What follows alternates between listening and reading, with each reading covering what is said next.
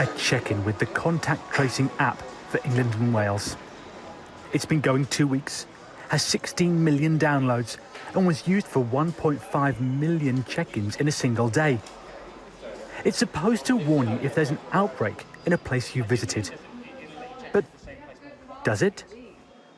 When we went through the code of the app, we found that only one alert had been sent about an outbreak in a venue. The contact tracing part of all this seems to be working well, but the check-in part seems, well, dormant. Successful check-in, Uxbridge Library, look at that. The government has rolled out its biggest guns to sell the check-in system. But at a time when pubs and bars are at risk of mass closure in parts of the country, MPs are struggling to see the benefit. Businesses that I've been speaking to in my constituency have invested a lot of money in adapting to the new guidelines, ensuring that their staff are protected and members of the public are protected. And this is to ensure that consumer confidence increases so that more people can go out, eat in their restaurants, shop in their businesses. And unfortunately, the lack of transparency and the lack of efficiency in terms of getting this right is really affecting public confidence. To send an alert about a venue, Test and Trace put that place on a so-called risky venue list. The list is anonymised and sent to the app.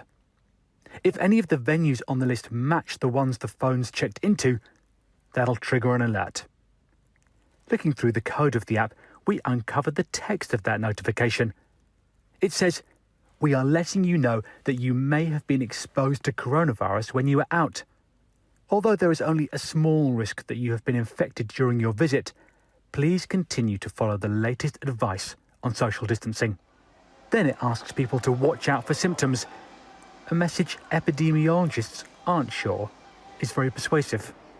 Nothing has no value, but certainly it probably, from what you describe, it almost certainly can't be relied on to be a really important and effective way of controlling the epidemic. A Department of Health and Social Care spokesperson told us, alongside the app's contact tracing features, the QR code check-in system performs a number of important functions, not least providing a digital diary for users to prompt them as to who they have been with, should they test positive. There are other oddities about the app, like the fact that it keeps your lunch venue checked in till midnight. For anyone hoping to check out from the pandemic, it's not clear this is the tool that will make the difference. Roland Manthorpe, Sky News.